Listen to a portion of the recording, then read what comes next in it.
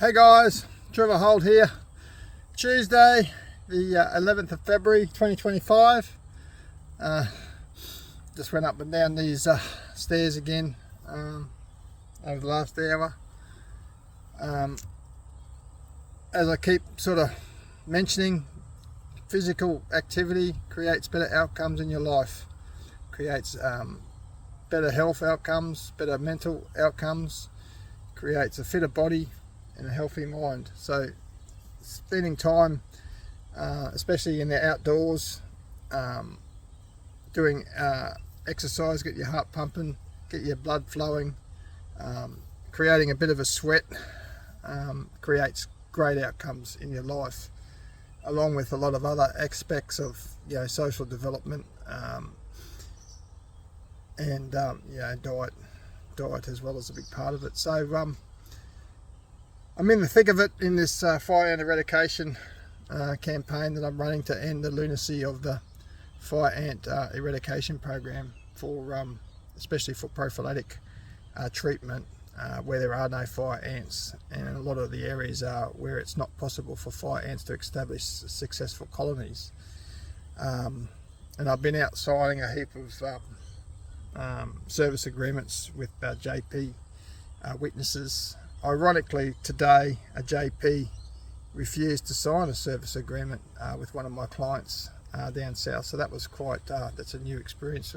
We've got hundreds of these things signed since email went out to a few of my clients, dozen or so clients, about having original signatures on these service agreements rather than just a scanned email copy. So I have to go around meeting everybody, and which is great. So I get to meet a lot of these people and get to get to know some of their stories personally. So it has been great, but it is a lot more effort, a lot more cost, a lot more time to drive around to some of these places. The eradication zone is huge. It goes from the Gold Coast excuse me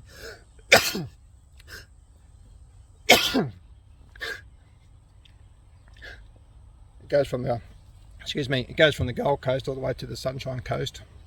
It goes out west to through the Lockyer Valley, Boonah Way. So it's quite a big area. In fact, the eradication zone at 10 kilometres wide is 850,000 hectares, which is phenomenal. A lot of them areas are getting treated 3 to 4 times a year prophylactically with chemicals. And this is where half the problem comes. A lot of property owners don't want to have the chemicals on their property when there's no fire ants present, no evidence of them being there. So that's what's causing a lot of problems with people's overall well-being. People aren't feeling like they are empowered with choice on their own private property. They feel their rights are getting taken away from them, their property rights, and their lifestyle choice just to avoid these toxic chemicals.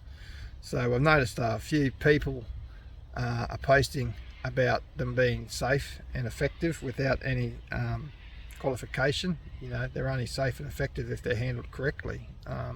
If they're not handled correctly, they're not safe and effective, and there's actually civil penalties apply for people that are making these statements that they're safe and effective without a qualification. So I've started to put in a few complaints about that now, especially from the Invasive Species Council that made them statements without the qualification on their, ironically, misinformation posts. So it's quite funny that the people that are complaining about misinformation are putting misinformation out there themselves. So it's interesting, all this politics in it, and having JPs have political persuasion. I didn't know that was a thing. I've got to look into that a bit more. Maybe they are within their right to not witness a signature, but I thought they were there to be impartial to these sort of things, and so I'm not sure what's going on there. I have to look into that a bit more, but that's the first time we've ever encountered that problem where a JP refuses to witness a service agreement. So obviously they're quite aligned with the fire ant eradication program, or have some sort of affiliation there, I suppose. I'm not sure, but these things, I suppose, we have to deal with as we come across, and that's the one thing, guys, through troublesome times and stresses and anxiety that people might be facing. It's important to realise that, you know, you got to enjoy the challenge of life. Life's not meant to be easy, and these things are challenging, and we are getting tested every day, and that's okay. You know, like if life was easy, it wouldn't be, you wouldn't have the highs that you have. You know, like you get to have the highs in life because of the lows that we face. So it's very important just to be grateful to be able to be in this life and being able to discuss and campaign these issues. So try not to ride the wave of disappointment or ride the wave of all these issues that we're facing without a positive attitude can create negative outcomes even more. So trying to embrace each day and know you're not alone. There are heaps of people out there experiencing similar things. Campaigning hard for the Queensland government and indeed the National Fire and Eradication Program to stop their bullying tactics, to stop their intimidation, to stop their threatening behaviour that's occurring. Threatening people with $16,000 fines, threatening people with police arrest is unacceptable, and it's not true. They're misrepresenting their power, they're misrepresenting their role in the community, and they're breaching their own Biosecurity Act, they're breaching their own Environmental Act, and they're doing harm. And it's quite ridiculous that they continue down this path. And then get a bit upset when people challenge them on it, because what they're doing is wrong. It's got no scientific logic behind it. In fact, what they're doing is actually hastening the ability for fire ants to invade new areas. So I feel that whilst people try to label me, negatively, because I'm fighting against the government and this program, that's fine. People can label me however they want. I don't care what people think of me. I know who I am. I know what I stand for. I know what my values are, and I'm right in saying that people should be entitled to live their life free of these toxic poisons. And I feel, especially if there's no fire ants on their property, there is absolutely no need for these draconian tactics of the Biosecurity Act declaring an emergency like this and using these powers to invade people's privacy, to invade people's personal private property and personal spaces, and to impact on people's private lives in organic farms, for example, impeding on people's right to have a business that they believe in it, and they're value adding it by being natural and pesticide free. And these guys are forcing these toxic poisons on their property. It's criminal. It's not right. And I know people say, oh yeah, but they're allowed to do it because they're working within the law, but they're not. They're not adhering to their own biosecurity laws. They're not listening to the community. They're not listening to individuals. I'm a biosecurity entity. I'm a registered entity, commercial registered entity, a biosecurity in Queensland. They're not listening to me.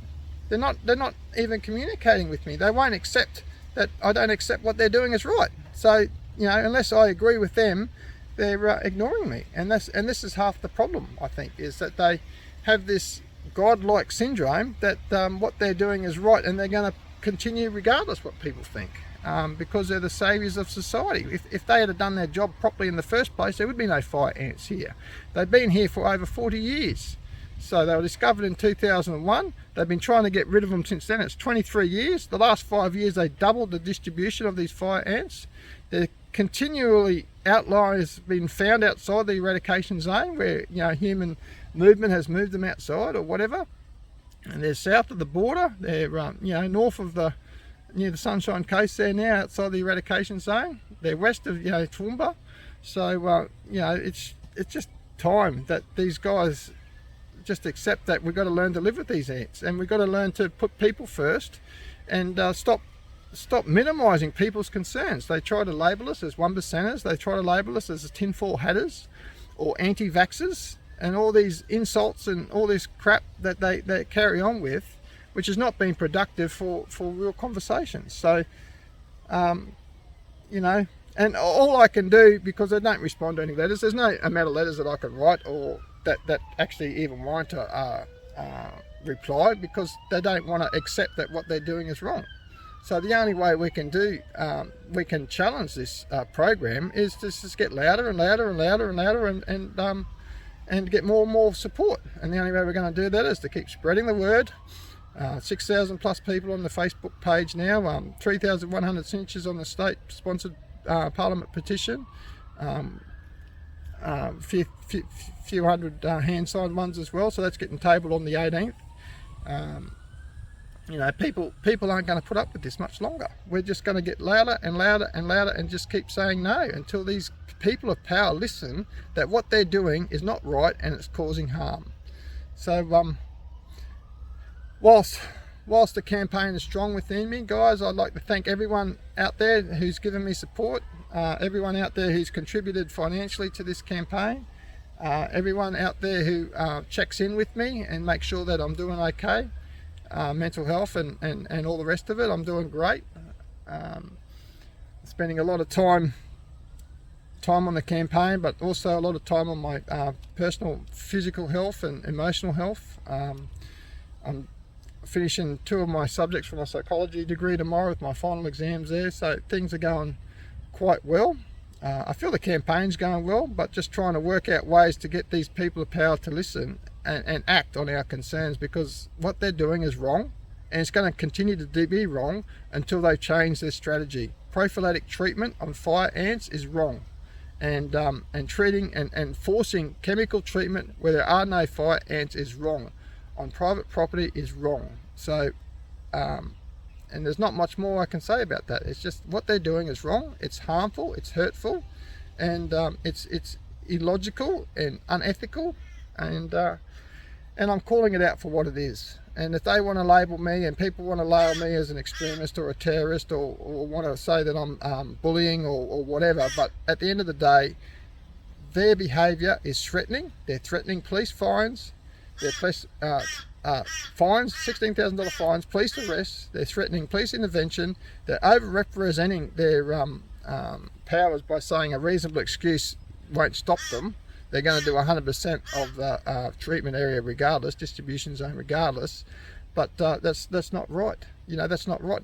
You know, who are they? They're not the god of reasonable excuses. The reasonable excuses what an ordinary person would consider reasonable under the current circumstances, and there is no emergency. Fire ants aren't posing an emergency. There's been no deaths in fire ants last year. There's been no, from what I can see, there's not even any documentation on reporting of any injuries with the hospital. We've contacted the hospitals, and there's no classification of fire ant injuries or fire ant, you know, there's no tracking of it. There's no statistics on it, so it's not even worth tracking. It's just been a big scare campaign. You know, fire ants aren't going to eat our babies. We're not going to have to live in house cam suits in the future because we don't eradicate fire ants. So there's something really wrong with this program. There's something really wrong with the people in power in their thought process and their reckless, just, you know, misinformation about an over exaggeration of, you know, the circumstances. So you know, I'm standing here and I've got a heap of people behind the scenes with me, and we're going to continue campaigning hard until this program is stopped. So okay guys, well that's me today. So remember, just get out there, exercise, keep your diet under control, try and work on your social life a bit, and try and appreciate each and every day we got as a blessing, and hopefully we can get better outcomes in this campaign in the near future. Have a great one, eh? See ya, mate.